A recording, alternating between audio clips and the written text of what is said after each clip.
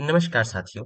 आज के वीडियो में हम बात करेंगे कि कक्षा तीसरी से लेकर के पांचवी तक के होलिस्टिक प्रोग्रेस कार्ड में जो कार्य क्षेत्र दिए गए हैं, 6 कार्य क्षेत्र, उनके अंतर्गत जो योग्यताएं दी गई है, जागरूकता, संवेदनशीलता, रचनात्मकता, और उनके जो 3 स्तर है, प्रारंभिक स्तर, मध्यम स्तर और उच्चतर स्तर, इनके लिए हम किस प्रकार से रूब्रिक्स गतिविधि तैयार करेंगे और उसमें करिकुलम गोल और कॉम्पिटेंसी क्या क्या शामिल किया जाना है, और अवलोकन टिप्पणी में हम क्या क्या लिखेंगे, इसमें आज पूरी जानकारी हम आपको देंगे। तो वीडियो को अंत तक जरूर देखें। पिछले वीडियो में हमने आपको बताया था कि क्लास 3 का जो प्रारंभिक जानकारी है, भाग 1 सामान्य जानकारी, और साथ ही प्रगति पत्रक कैसे भरना है, जिसमें आपको किस प्रकार से 20% निकालना है, कैसे आपको 60% निकालना है, साथ ही किस प्रकार से आपको ग्रेड का अंकन करना है, इसके बारे में हमने जानकारी दी थी। आज के वीडियो में हम विशेष बात करेंगे 3 से लेकर के कक्षा 5 तक के जो कार्य क्षेत्र निर्धारित किए गए हैं,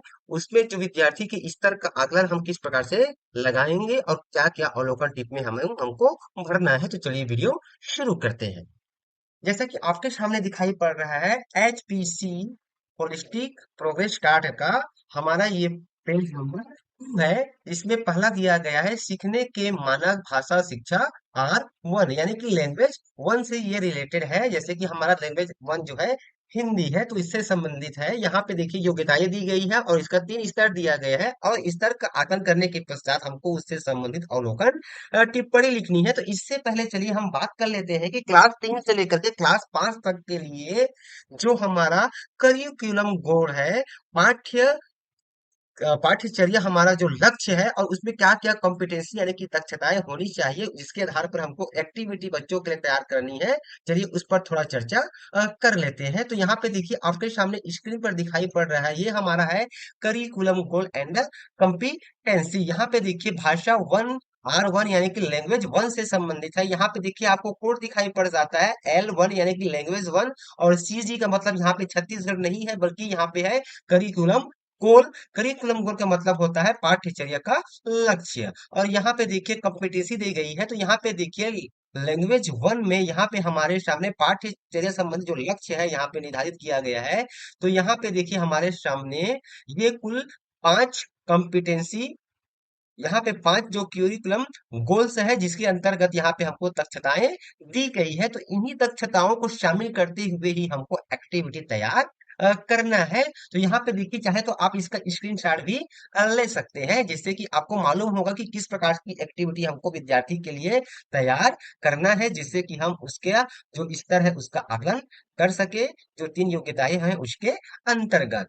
यहाँ पे देखिए आपको ये लैंग्वेज 1 का यहाँ पे हमको ये करिकुलम गोल और ये कॉम्पिटेंसी दी गई है। इसी के अनुरूप हमको एक्टिविटी तैयार करनी है। कक्षा तीसरी से लेकर के कक्षा 5वीं तक की जो HPC है, वह हमारा सब्जेक्ट बेस्ड है, विषय आधारित है। तो हमारा L1 यहाँ पे हमको ये कॉम्पिटेंसी दी गई है और ये करिकुलम गोल है। अब उसके बाद इसी के आधार पे हमने जो है कार्य क्षेत्र 1 हमारा है, तो हमारा सीखने के मानक में कार्य क्षेत्र 1 है भाषा शिक्षा। इसके अंतर्गत यहाँ पे देखिए हमने ये एक्टिविटी निर्धारित किया हुआ है क्लास 3 के लिए, सीखने के मानक भाषा शिक्षा R1। यहाँ पे हमने एक एक्टिविटी ली हुई है। एक्टिविटी का नाम है कहानी समझो और सोचो। इसका यहाँ पे विवरण दिया गया है कि बच्चों को किसान की होशियारी जो कहानी है उसको सुनाई या पढ़ाई जाएगी, और इसके बाद चित्र दिखाकर या भूमिका अभिनय यानी कि रोल प्ले करवाया जाएगा, जिसमें बच्चे किसान और अन्य पात्रों की भूमिका निभाएंगे। फिर उनसे प्रश्न पूछे जाएंगे। तो यहाँ पे देखिए हमने एग्जाम्पल के लिए जागरूकता के अंतर्गत गतिविधि आधारित यहाँ पे हमने प्रश्न लिया हुआ है कि कहानी में मुख्य पात्र कौन था, किसान ने समस्या का समाधान कैसे किया, कहानी में क्या हुआ, अपने शब्दों में बताओ। तो यहाँ पे हमें देखते हैं, यहाँ पे 3 प्रश्न है। अब यहाँ पे देखिए विद्यार्थी जो है पहले प्रश्न का उत्तर दे पाता है, दूसरे प्रश्न का उत्तर नहीं दे पाता है, तीसरे प्रश्न का उत्तर नहीं दे पाता है, तो वह प्रारंभिक स्तर में होगा।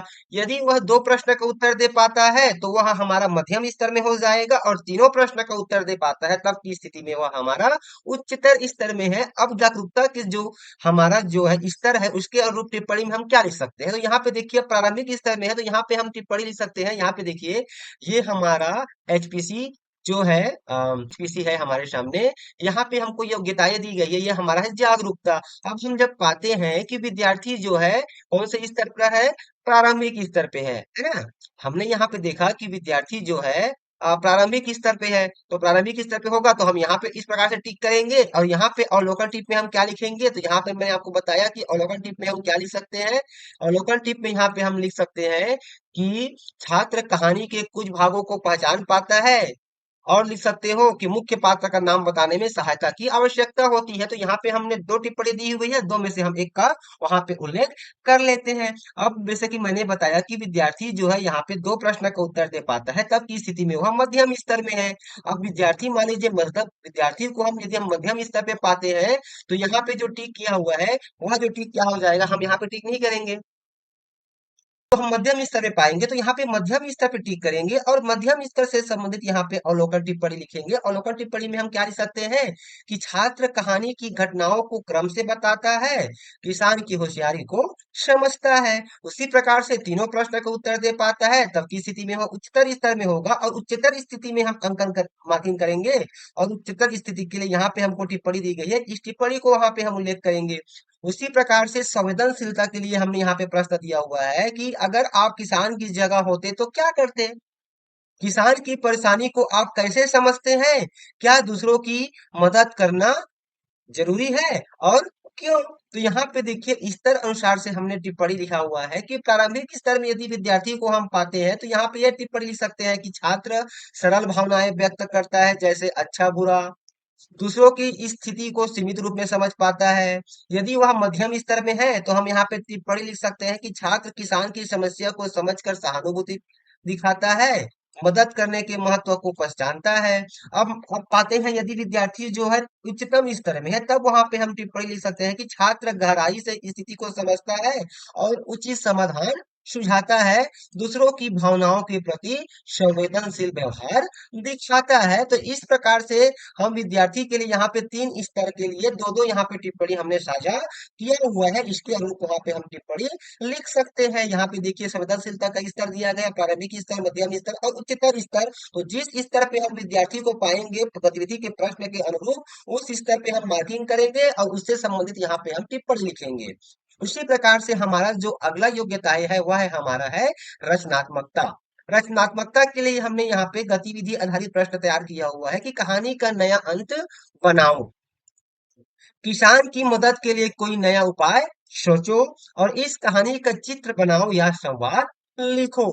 तो यहाँ मैंने आपको पहले ही बता दिया है कि यहाँ पे हम विद्यार्थी का स्तर आकलन के लिए इस प्रकार से प्रश्न पूछ सकते हैं, और हम जब पाते हैं कि विद्यार्थी जो है प्रारंभिक स्तर पे है, तो प्रारंभिक स्तर में होगा, तो हम यहाँ पे प्रारंभिक स्तर पे मार्किंग करेंगे और उससे संबंधित यहाँ पे टिप्पणी लिखेंगे। प्रारंभिक स्तर के लिए टिप्पणी क्या है कि छात्र सरल चित्र या छोटे छोटे वाक्य बनाता है, सीमित कल्पना का उपयोग करता है। यदि हम विद्यार्थी को मध्यम स्तर में पाएंगे, तो यहाँ पे हम मध्यम स्तर पे मार्किंग करेंगे और उससे संबंधित यहाँ पे टिप्पणी लिखेंगे। अब मध्यम स्तर के लिए टिप्पणी में क्या लिख सकते हैं कि छात्र कहानी में थोड़ा बदलाव करके नया विचार प्रस्तुत करता है, चित्र या वाक्य में स्पष्टता होती है। उसी प्रकार से उच्चतम स्तर में जब भी हम विद्यार्थी को पाएंगे, तो यहाँ पे उच्चतम स्तर पे मार्किंग करेंगे और उससे संबंधित अवलोकन टिप्पणी लिखेंगे। उससे संबंधित अवलोकन टिप्पणी में क्या लिख सकते हैं कि छात्र पूरी तरह नया और रोचक अंत या समाधान तैयार करता है, कल्पनाशीलता और अभिव्यक्ति बहुत प्रभावी होती है। इस तरह से उसके बाद हम जब नीचे आते हैं, तो यहाँ पे स्व मूल्यांकन एवं सहपाठी मूल्यांकन दिया गया है। यहाँ पे देखिए, स्व मूल्यांकन में कहता है कि मुझे यह काम करना पसंद है। यदि विद्यार्थी हाँ पे कहता है तो हमको हाँ पे मार्किंग करना है, नहीं कहता है तो नहीं पे करना है, और कभी कभी कहता है तो हमको उसी प्रकार से सहपाठी मूल्यांकन के लिए कहता है कि मेरे मित्र को यह काम करना पसंद है। यदि वह बताता है कि उसके मित्र को यह काम करना पसंद है, तो यहाँ पे हाँ पे मार्किंग करेंगे, नहीं है कहने पे नहीं पे, और कभी कभी कहने पे कभी कभी, मतलब तीनों में से एक में मार्किंग किया जाएगा। और यहाँ पर भी स्तर में भी तीनों में से एक ही स्तर पे ही टिक किया जाएगा। यानी कि जागरूकता के तीन स्तर है, तो विद्यार्थी जिस स्तर में होगा केवल उसी स्तर पे मार्किंग किया जाएगा। संवेदनशीलता के तीन स्तर में से एक ही स्तर पे मार्किंग किया जाएगा, जिस स्तर पे हम विद्यार्थी को पाते हैं। उसी प्रकार से रचनात्मकता का भी यहाँ पे तीन स्तर निर्धारण किया गया है, तो जिस स्तर पे हम विद्यार्थी को पाएंगे, उसी स्तर स्तर पे हम विद्यार्थी के लिए मार्किंग करते हैं। जैसे कि मान लीजिए कि सीखने की मानक भाषा वन में हमने किसी विद्यार्थी को पाया कि जागरूकता में वह मध्यम स्तर पे है, तो हमने यह मध्यम स्तर पे मार्किंग कर दिया और उससे संबंधित यहाँ पे हमने अवलोकन टिप्पणी लिख दिया। संवेदनशीलता में जब हम पाते हैं कि विद्यार्थी जो है उच्चतर स्तर पर है, तो हम यहाँ पे उच्चतर स्तर पे कर देंगे और उससे संबंधित टिप्पणी लिख देंगे। रचनात्मकता में हम पाते हैं कि विद्यार्थी जो है प्रारंभिक स्तर पे है, तो हम ये प्रारंभिक स्तर पे टिक कर देंगे और उससे संबंधित यहाँ पे टिप्पणी लिखेंगे। उसके बाद यहाँ पे कहता है समग्र टिप्पणियां, तो इससे रिलेटेड हमको एक यहाँ पे समग्र टिप्पणी लिख देनी है। तो उसके संबंध में यहाँ पे हमने एक समग्र टिप्पणी बना करके रखा हुआ है। ओवरऑल रिमार्क, प्रारंभिक स्तर से संबंधित यहाँ पे एक देखिए टिप्पणी लिखा हुआ है, मध्यम स्तर के लिए यहाँ पे टिप्पणी हमने दे दिया है और ओवरऑल उच्चतर स्तर के लिए यहाँ पे हमने एक टिप्पणी दे दिया है। तो यहाँ पर इस प्रकार से हम वहां पे टिप्पणी मेंशन कर सकते हैं। चाहे तो आप इसका स्क्रीनशॉट भी लेकर के रख सकते हैं। अब हम बात करते हैं कि उसके बाद देखिए यहाँ पे हमारा भाग दो हमारा सारांश है। तो सारांश में देखते हैं हमारा भाषा R1 हिंदी से संबंधित है। तो इसमें देखिए हमारा जो एचपीसी कार्ड है, यहाँ पे हम जब आते हैं तो यहाँ पे देखिए ये हमारा है भाग दो सारांश। अब यहाँ पे देखिए कार्य क्षेत्र भाषा R1 की यहाँ पे योग्यताएं जागरूकता, संवेदनशीलता और रचनात्मकता से संबंधित यहाँ पे हमको सारांश टिप्पणी लिखनी है। लेकिन यहाँ पे देखिए जागरूकता है। अब जागरूकता में जब हम यहाँ पे पाते हैं कि विद्यार्थी जो है मध्यम स्तर पे है, तो मध्यम स्तर पे है तो हम यहाँ पे क्या करेंगे, यहाँ पे जो टिप्पणी लिखेंगे भाषा R1 में जागरूकता का, तो यहाँ पे मध्यम स्तर से संबंधित यहाँ पे टिप्पणी लिखेंगे। तो यहाँ पे देखिए जागरूकता के यहाँ पे हम तीन स्तर निर्धारण किया गया है, प्रारंभिक स्तर, मध्यम मध्यम स्तर और यहाँ पे उच्चतर स्तर। तो जिस स्तर में विद्यार्थियों को हम पाएंगे उससे संबंधित वहां पे हम सारांश टिप्पणी लिखेंगे। जैसे कि यहाँ पे हमने मध्यम स्तर में पाया, तो यहाँ पे मध्यम स्तर के लिए क्या टिप्पणी है कि छात्र घटनाओं को समझकर क्रम में प्रस्तुत करता है और मुख्य विचारधारा पहचानता है। यदि मान लीजिए वहां पे प्रारंभिक स्तर होता तो हम इसी प्रारंभिक स्तर वाला टिप्पणी लिखते और उच्चतर स्तर में पाते तो उच्चतर स्तर से संबंधित टिप्पणी लिख देते। उसी प्रकार से देखिए यहाँ पे संवेदनशीलता के लिए भी हमने प्रारंभिक स्तर के लिए टिप्पणी दे रखा है,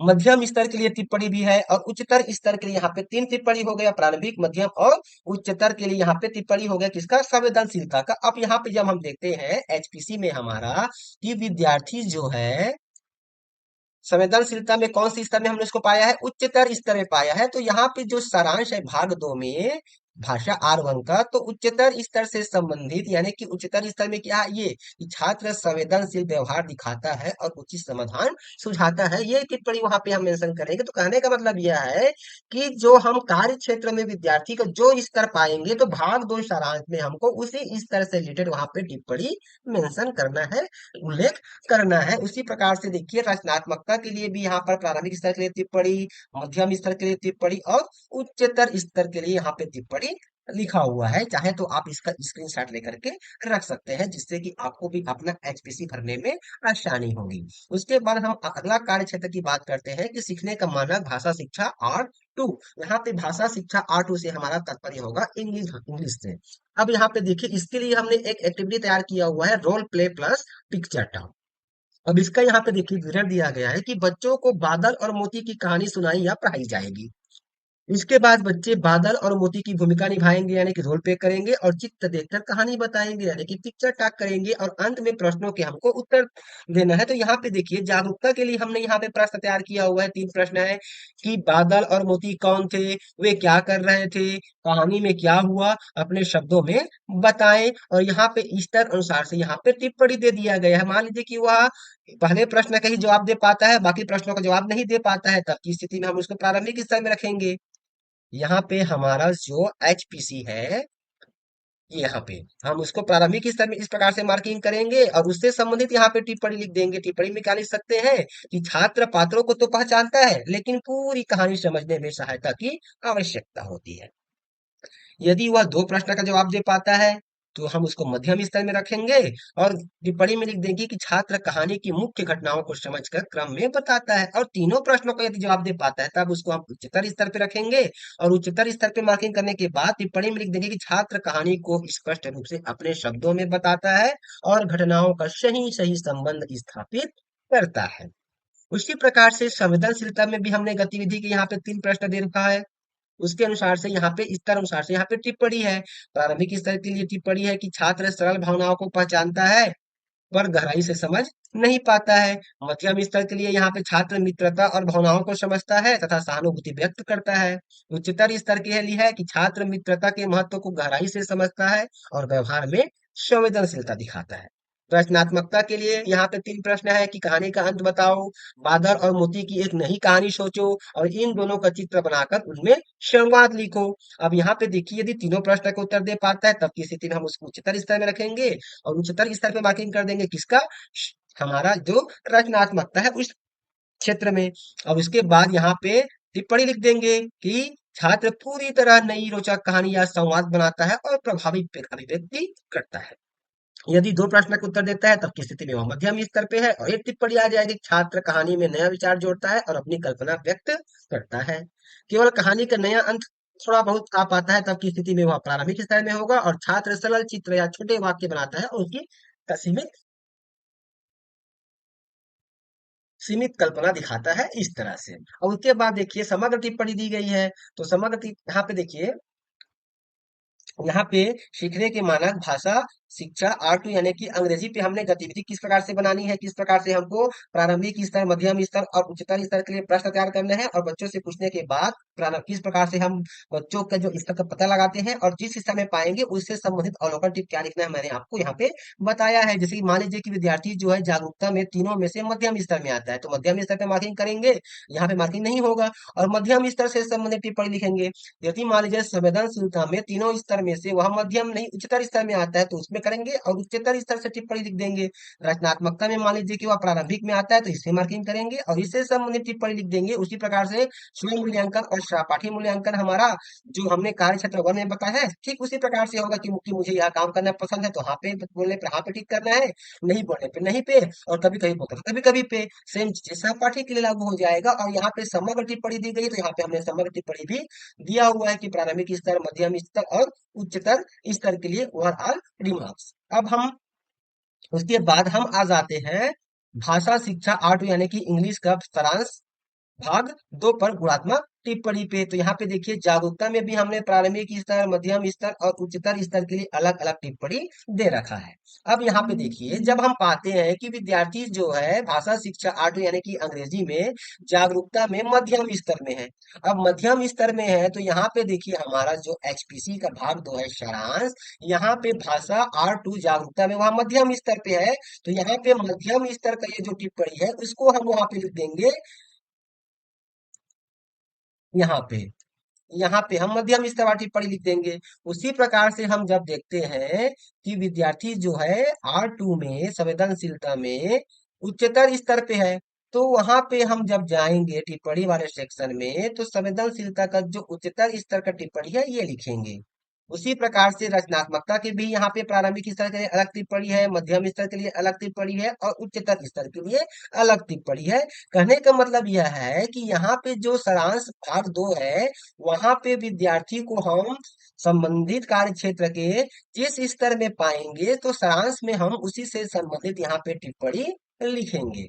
अब हमारा जो अगला है, अगला कार्य क्षेत्र हमारा गणित से संबंधित है, गणित विषय का है। यहाँ पर भी हमने ये गतिविधि तैयार किया हुआ है सैकड़ों का घर। इसमें सामग्री में क्या क्या लेंगे कि चार्ट पेपर, 100 तक की संख्या कार्ड, रंगीन पेन, पासा। इसकी जो क्रियाविधि क्या है कि 1 से 100 तक का सैकड़ों का घर बनाना है।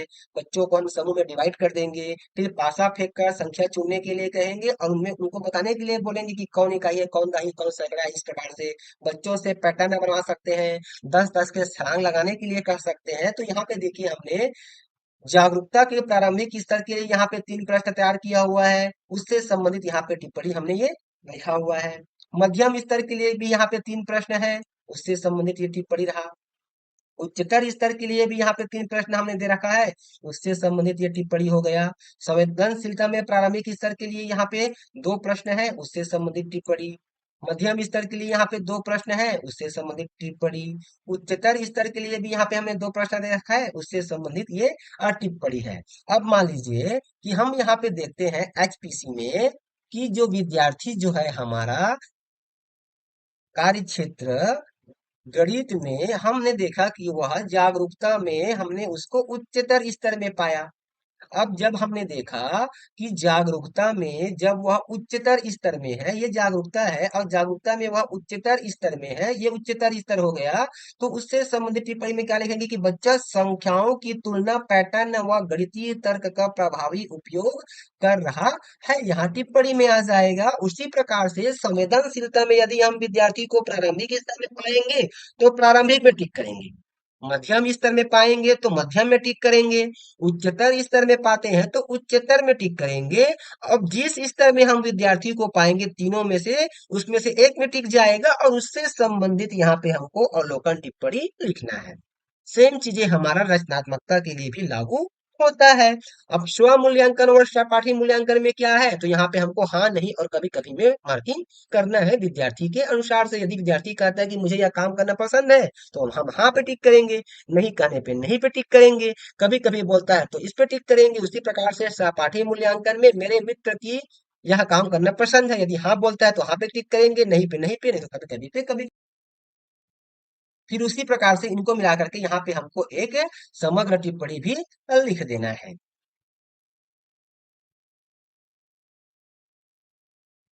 यहाँ पे देखिए आपको समग्र टिप्पणी यहाँ पे दी गई है, उसके अनुरूप वहां पे हम समग्र टिप्पणी लिख सकते हैं। शॉर्ट में लिखेंगे तो यहाँ पे समग्र टिप्पणी में देखिए निष्कर्ष दिया गया है, जिसको लिख सकते हैं कि बच्चा सैकड़ों का घर गतिविधि के माध्यम से संख्यात्मक ज्ञान, सामाजिक व्यवहार और रचनात्मक सोच तीनों क्षेत्रों में क्रमिक रूप से विकास कर रहा है। अब हमारा अगला कार्य क्षेत्र है हमारे आसपास की दुनिया यानी कि पर्यावरण से संबंधित। इसके लिए भी हमने एक गतिविधि तैयार किया कि मेरा परिवार और मेरे मित्र चित्र व चर्चा गतिविधि। विवरण में है कि बच्चों से कहा जाएगा कि वे अपने परिवार और मित्रों का एक चित्र चार्ट या फिर चार्ट तैयार करें। उसके बाद वे अपने परिवार के सदस्यों और मित्रों के बारे में दो तीन वाक्य बोले। उसके बाद यहाँ पे हमने जागरूकता में गतिविधि आधारित प्रश्न तैयार किया है प्रारंभिक स्तर के लिए कि तुम्हारे परिवार में कौन कौन है, तुम्हारा सबसे अच्छा मित्र कौन है। मध्यम स्तर के लिए हमने प्रश्न तैयार किया हुआ है कि परिवार के सदस्य कौन कौन से काम करते हैं, मित्र हमारी मदद कैसे करते हैं। उच्चतर स्तर के लिए भी हमने यहाँ पे प्रश्न तैयार किया हुआ है कि परिवार और मित्रों का हमारे जीवन में क्या महत्व है, यदि मित्र या परिवार न हो तो क्या कठिनाइयां हो सकती है। अब उसके बाद यहाँ पे टिप्पणी दी गई है और साथ ही यहाँ पे देखते हैं तो यहाँ पे देखिए करिकुलम गोल में यहाँ पे हमने भाषा R1 के लिए बताया था। उसी प्रकार से यहाँ पे भाषा R2 के लिए भी हमको यहाँ पे पाठ्यचर्या संबंधी लक्ष्य और ये दक्षताएं दी गई है। इसी को आधार में रख करके हमको क्वेश्चन तैयार करना है। और उसके बाद यहाँ पे देखिए हमारा गणित के लिए भी यहाँ पे हमको करिकुलम गोल और यहाँ पे कॉम्पिटेंसी दी गई है। उसी प्रकार से यहाँ पे हम अभी जब आए हैं हमारे चारों ओर की दुनिया यानी कि पर्यावरण से संबंधित, यहाँ पर भी हमारा ये कॉम्पिटेंसी दी गई है और यहाँ पे करिकुलम गोल दिया गया है। तो इसी का रिलेटेड हमको एक्टिविटी तैयार करनी है जिसमें ये हमारा कॉम्पिटेंसी यानी कि दक्षताएं आ जाए कि हम बच्चों में क्या दक्षता विकसित करना चाह रहे हैं। इसी के आधार पर ही हमको प्रश्न तैयार करना है। अब यहाँ पे देखिए ये दक्षताएं दी गई है, चाहे तो आप मुझे कमेंट कीजिएगा तो मैं कमेंट बॉक्स में आप कमेंट करेंगे तो इसका जो लिंक है मैं आपको वहां पे डिस्क्रिप्शन में डाल दूंगा, वहां से आप इसको डाउनलोड कर पाएंगे। तो यहाँ पे देखिए हमने यहाँ पे ये तैयार किया हुआ है। अब मान लीजिए हम विद्यार्थी में यानी कि हम बच्चे को प्रारंभिक स्तर में पाएंगे तो उससे संबंधित टिप्पणी लिखेंगे कि बच्चा अपने परिवार और मित्रों को पहचान पाता है। मध्यम स्तर में पाने पर हम ये वाली टिप्पणी लिख देंगे। उच्चतर स्तर में यदि विद्यार्थी है तो लिखेंगे कि बच्चा परिवार व मित्रों के महत्व को स्पष्ट रूप से व्यक्त कर पाता है। उसी प्रकार से संवेदनशीलता के लिए भी हमने प्रारंभिक स्तर के लिए प्रश्न तैयार किया है कि क्या तुम अपने मित्रों की मदद करते हो, क्या तुम घर में बड़ों की बात मानते हो। मध्यम स्तर के लिए प्रश्न तैयार किया हुआ है कि यदि तुम्हारा मित्र उदास हो तो तुम क्या करोगे, घर में किसी को मदद की जरूरत हो तो तुम क्या करोगे। उच्चतर स्तर के लिए प्रश्न है कि दूसरों की भावनाओं का ध्यान रखना क्यों जरूरी है, यदि कोई मित्र परेशान हो तो उसे खुश करने के लिए तुम क्या करोगे या क्या कर सकते हो। अब बच्चा यदि प्रारंभिक स्तर में है तो हम टिप्पणी लिखेंगे कि बच्चा दूसरों की मदद करने और आदर दिखाने की शुरुआत करता है। मध्यम स्तर के लिए बच्चा दूसरों की भावनाओं को समझकर सहायता करने का प्रयास करता है। उच्चतर स्तर के लिए कि बच्चा सहानुभूति दिखाते हुए संवेदनशील व्यवहार करता है। उसी प्रकार से रचनात्मकता के लिए भी हमने प्रारंभिक स्तर के लिए यहाँ पे देखिए प्रश्न बनाया हुआ है कि अपने परिवार का चित्र बनाओ, अपने मित्र का चित्र बनाओ। मध्यम स्तर के लिए कि अपने परिवार या मित्र पर तीन चार वाक्य लिखो, परिवार के साथ बिताए समय का चित्र बनाओ। उच्चतर स्तर के लिए कि मेरे प्रिय मित्र विषय पर छोटा सा अनुच्छेद लिखो। परिवार और मित्रों पर एक छोटा सा पोस्टर या कहानी बनाओ और उससे रिलेटेड यहाँ पे हमने ये टिप्पणी दे रखा है। यदि विद्यार्थी प्रारंभिक स्तर पे है तो हम प्रारंभिक स्तर पे टिक करेंगे और उससे संबंधित टिप्पणी लिख देंगे। मध्यम स्तर पे पाएंगे तो मध्यम स्तर पे टिक करेंगे और टिप्पणी में लिख देंगे कि बच्चा चित्र व शब्दों के माध्यम से अपने विचार व्यक्त करता है। यदि उच्चतर स्तर में पाएंगे तो उच्चतर स्तर पे टिक करेंगे और बच्चा रचनात्मक तरीके से चित्र लेखन या कहानी के माध्यम से विचार प्रस्तुत करता है। ये बार टिप्पणी लिख देंगे। उसके बाद यहाँ पे ओवरऑल टिप्पणी दिया गया है, इसको हम वहां पे समग्र टिप्पणी में मेंशन कर देंगे। उसके बाद यहाँ पे जो स्तरानुसार गुणात्मक टिप्पणी है, यह हमारा भाग 2 सारांश के लिए है। तो यहाँ पे देखिए प्रारंभिक स्तर के लिए भी हमने यहाँ पे 3-4 आपको टिप्पणी दे रखा है, मध्यम स्तर के लिए भी 3-4 टिप्पणी दे रखा हुआ है और उच्चतर स्तर के लिए भी हमने यहाँ पे 4-5 टिप्पणी दे रखा है। अब यहाँ पे मैंने आपको बताया कि यहाँ पे देखिए एचपीसी में जब हम आते हैं, अब मान लीजिए विद्यार्थी जो है जागरूकता में मध्यम स्तर में है तो मध्यम स्तर से संबंधित यहाँ पे टिप्पणी लिख देंगे। संवेदनशीलता में उच्चतर स्तर में पाएंगे तो उससे संबंधित हमने टिप्पणी लिख दिया और रचनात्मकता में भी उच्चतर स्तर में तो उससे संबंधित टिप्पणी लिख दिया। इस तरह से अब उसके बाद जब हम इसका भाग 2 सारांश में आते हैं, ये देखिए यहाँ पे भाग 2 सारांश में आ गया। तो जागरूकता में मान लीजिए मध्यम स्तर पे है तो यहाँ पे हम जो मध्यम स्तर से संबंधित ये टिप्पणी में से किसी एक टिप्पणी को वहां पे लिखेंगे। उसी प्रकार से जब हम देखते हैं कि वह संवेदनशीलता में उच्चतर स्तर पे है तो यहाँ पे संवेदनशीलता के उच्चतर स्तर से यहाँ पे जो टिप्पणी है वो लिख सकते हैं। उसी प्रकार से यदि वह जागरूकता में रचनात्मकता में उच्चतर स्तर में है तो उच्चतर स्तर से संबंधित यहाँ पे टिप्पणी लिख देना है। उसके बाद जो हमारा अगला कार्य रंगमंच संगीत और नृत्य एवं अभिनय से संबंधित एक्टिविटी तैयार करना है। अब यहाँ पे देखिए मान लीजिए विद्यार्थी जो है तीनों स्तर में से मध्यम स्तर में आएगा तो हमको मध्यम स्तर से संबंधित टिप्पणी लिखना है। संवेदनशीलता में उच्चतर में आता है तो उच्चतर स्तर से संबंधित लिखना होगा। रचनात्मकता में भी यदि वह उच्चतर स्तर पाते हैं तो उससे संबंधित टिप्पणी लिखना है। तो टिप्पणी में क्या लिखना है चलिए हम आपको आगे बता रहे हैं। तो यहाँ पे देखिए, ये देखिए हमने यहाँ पे सीखने के मानक कला शिक्षा से संबंधित यहाँ पे एक एक्टिविटी ले रखा है कि क्या है कि मेरे पसंदीदा त्योहार की प्रस्तुति। विवरण में क्या है कि बच्चे अपना पसंदीदा त्योहार या उत्सव पर आधारित चित्र बनाए बना सकते हैं। छोटा अभिनय या फिर नाटक यानी कि रंगमंच नृत्य के लिए, गीत या तो मधुर संगीत के लिए के माध्यम से प्रस्तुतिकरण देंगे। अब यहाँ पे हमने उसका स्तर का पता लगाने के लिए हमने यहाँ पे प्रश्न तैयार किया हुआ है क्योंकि बिना प्रश्न के हम उसके स्तर का पता नहीं लगा सकते। तो यहाँ पे देखिए प्रारंभिक स्तर के लिए हमने प्रश्न तैयार किया है कि तुमने कौन सा त्योहार बनाया या फिर दिखाया, यह त्योहार कब मनाया जाता है। उसी प्रकार से मध्यम स्तर के लिए हमने तैयार किया है कि इस त्योहार को कैसे मनाया जाता है। यहाँ पे विद्यार्थी जो त्योहार के बारे में बताएगा उससे संबंधित कि इस त्योहार को कैसे मनाया जाता है और इनमें कौन कौन सी गतिविधियां होती है। उसी प्रकार से उच्चतर स्तर में प्रश्न है कि त्योहार हमारे जीवन में क्यों महत्वपूर्ण है और अलग अलग त्योहार हमें क्या क्या संदेश देती है। जैसे कि होली त्योहार है मान लीजिए तो होली त्योहार हमको क्या कहता है कि बुराई पर अच्छाई का विजय और साथ ही मिलजुल कर रहने का हमको संदेश देता है। इस प्रकार से अब टिप्पणी में क्या लिखेंगे। तो बच्चा यदि प्रारंभिक स्तर में मिलता है तो बच्चा त्योहार के बारे में सरल जानकारी पहचानता और व्यक्त करता है। मध्यम स्तर में पाएंगे तो बच्चा त्योहारों और प्रक्रिया और महत्व को समझकर स्पष्ट रूप से बताता है।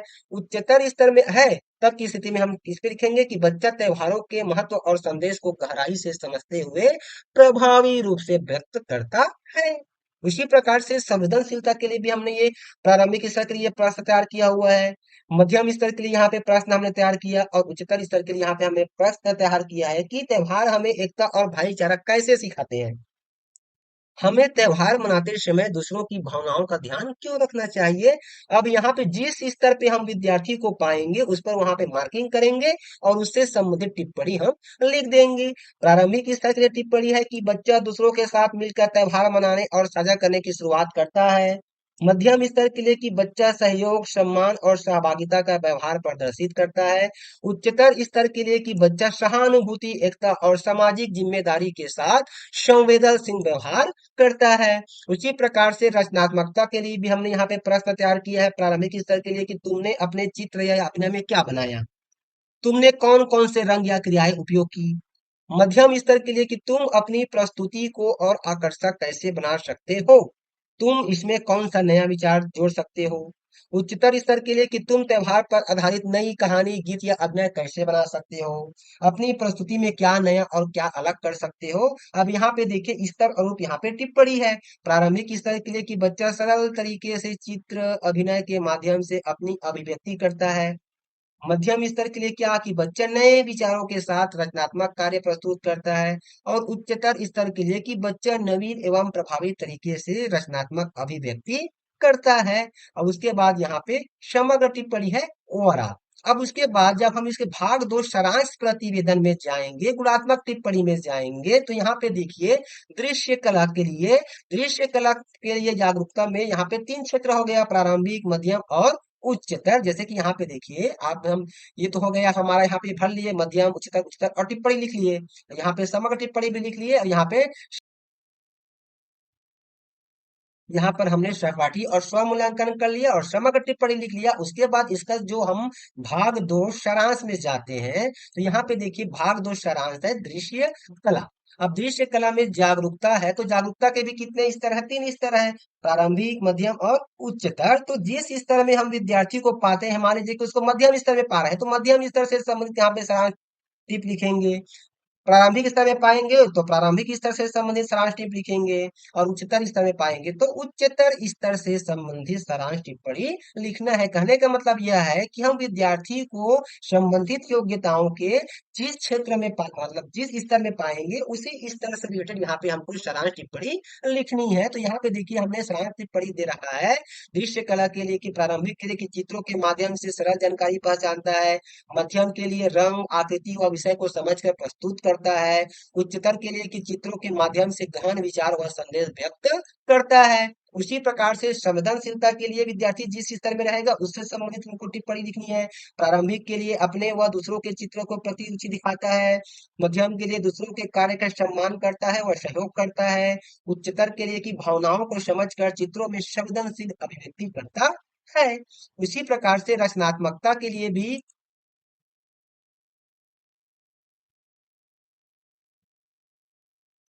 रचनात्मकता के लिए भी यहाँ पे देखिए प्रारंभिक के लिए सरल चित्र बनाकर अभिव्यक्त करता है, मध्यम के लिए नए रंग व विचारों के साथ चित्र बनाता है, उच्चतर के लिए नवीन एवं आकर्षक चित्रों के माध्यम से भावी प्रस्तुति करता है। उसी प्रकार से देखिए यहाँ पे संगीत है, संगीत में भी हमारा योग्यता है जागरूकता, संवेदनशीलता और रचनात्मकता, और इनमें भी 3-3 स्तर की है, प्रारंभिक, मध्यम और उच्चतर। तो जिस स्तर में हम विद्यार्थी को पाएंगे उसी से संबंधित यहाँ पे हमको टिप्पणी लिखना है। और यहाँ पे हमने ये टिप्पणी दे रखा हुआ है कि जागरूकता के प्रारंभिक के लिए कि गीत व लय की पहचान करता है, मध्यम के लिए लय ताल को समझकर प्रस्तुति देता है, उच्चतर के लिए संगीत के भाव व संदेश को स्पष्ट रूप से व्यक्त कर पाता है।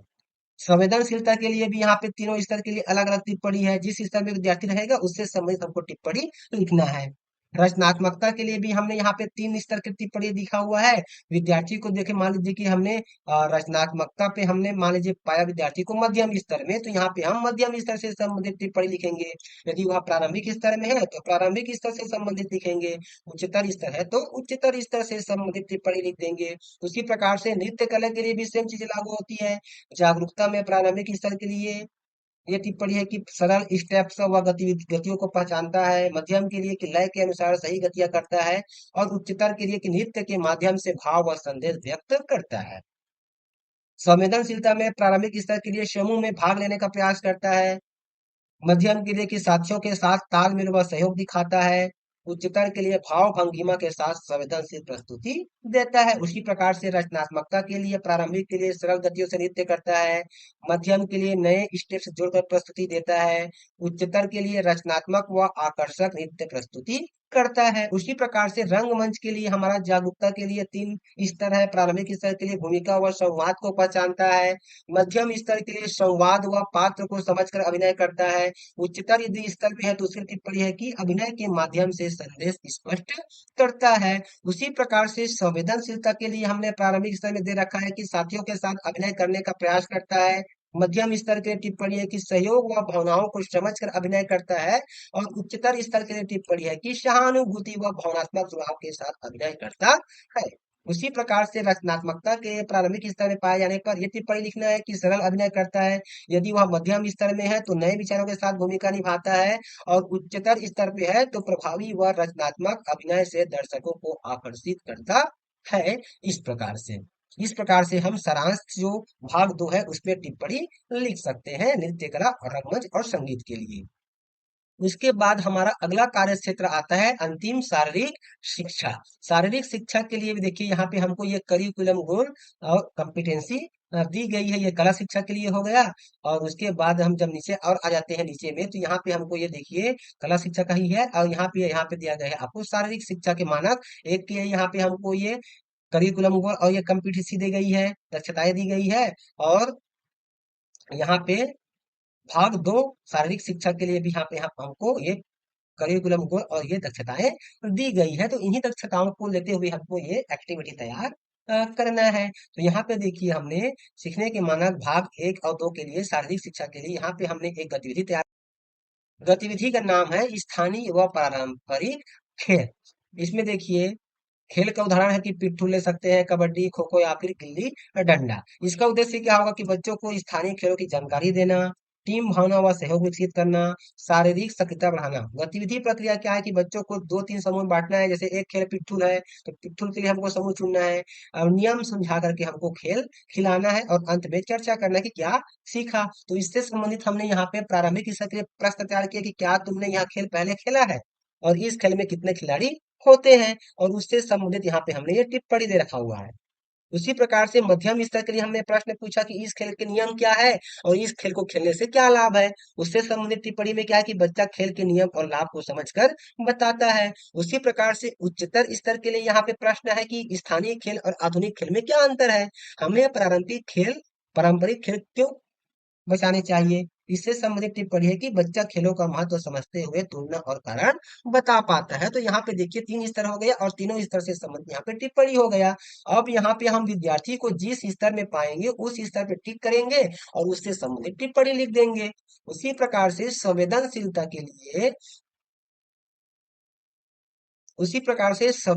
के लिए भी यहाँ पे देखिए प्रारंभिक स्तर के लिए हमने प्रश्न तैयार किया है कि क्या तुम अपने साथियों के साथ मिलकर खेलते हो, खेलते समय तुम दूसरों का ध्यान रखते हो। अब इसका टिप्पणी है कि बच्चा साथियों के साथ सहयोग करता है। मध्यम स्तर के लिए प्रश्न है कि यदि बच्चा बाहर खेल में हार जाए, यदि कोई बच्चा खेल में हार जाए तो तुम क्या करोगे, क्या तुम सबको खेलने का मौका देते हो। इससे संबंधित टिप्पणी लिख सकते हैं कि बच्चा सहानुभूति दिखाता है और सबको अवसर देता है।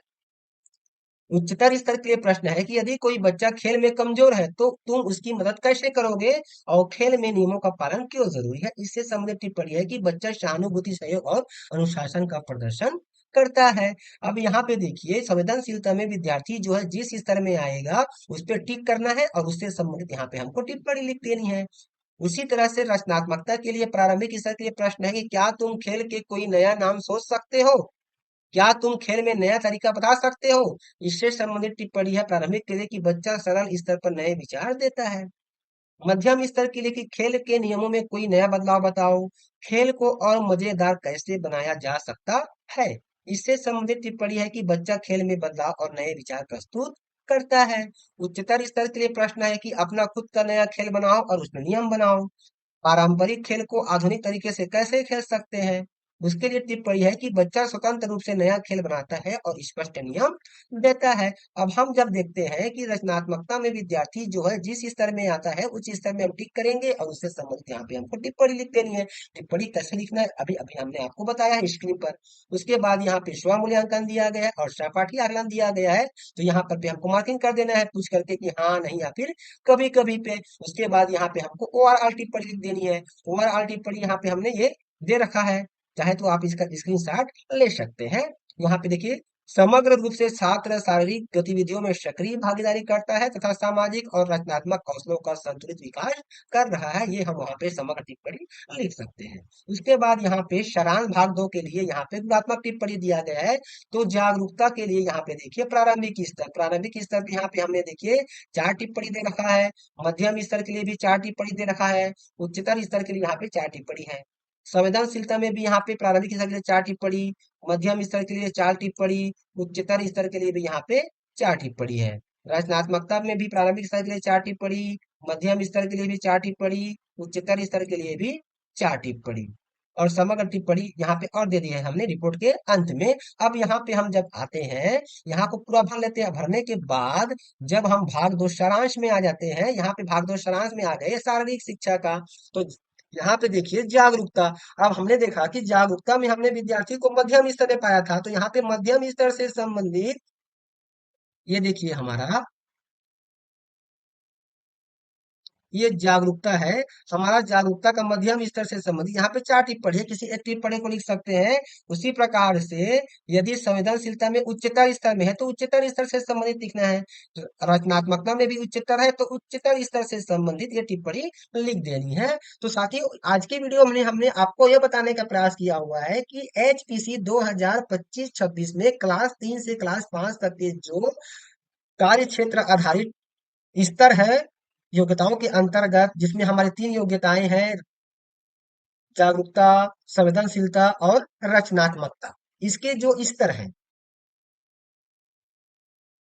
तो 3 योग्यताएं हैं ये, हमारा जागरूकता, संवेदनशीलता और रचनात्मकता, और इनकी जो 3 स्तर है, प्रारंभिक स्तर, मध्यम स्तर और उच्चतर स्तर, इसके लिए हम ये करिकुलम गोल्ड बेस्ड किस प्रकार से हमको एक्टिविटी तैयार करनी है जिसमें वो कम्पिटिसी आ जाए जो हमको उसमें बताया गया है, और किस प्रकार से हम स्तर अनुरूप बच्चों के लिए प्रश्न तैयार करेंगे और उसके प्रश्न पूछते हैं, और उसके अनुसार से हम विद्यार्थी के स्तर का पता लगा लेते हैं, और पता लगाने के बाद उससे संबंधित हम टिप्पणी कैसे लिख सकते हैं, इस वीडियो में हमने आपको बताने का प्रयास किया है। तो इसी प्रकार से आप क्लास 3, क्लास 4 और क्लास 5 का एसपीसी, क्लास 5 का एचपीसी यानी कि होलिस्टिक प्रोग्रेस कार्ड सत्र 2025-26 के लिए तैयार कर सकते हैं। इससे संबंधित आपको और किसी प्रकार की और कोई जानकारी चाहिए तो हमें कमेंट्स कर जरूर बताएं, और वीडियो आपको कैसा लगा कमेंट जरूर कीजिए, क्योंकि आपका एक कमेंट ही हमें आगे और वीडियो बनाने के लिए मोटिवेट करता है, प्रेरणा देता है। नेक्स्ट वीडियो में साथियों हम बात करेंगे कि यहाँ पे जो फ्रंट पेज है, भाग 1 सामान्य जानकारी में हमको जो कार्य क्षेत्र आधारित कुल क्रेडिट राष्ट्रीय क्रेडिट फ्रेमवर्क के स्तर में विद्यार्थी द्वारा अर्जित क्रेडिट अंक को कैसे फिलअप करना है, क्लास 3, क्लास 4 और क्लास 5 के लिए बताएंगे। तो तब तो साथियों, आज का वीडियो आपको कैसा लगा हमें कमेंट कर जरूर बताएं। तो फिर मिलते हैं साथियों एक नई जानकारी एक नए वीडियो के साथ, तब तक के साथियों नमस्कार, जय जवान।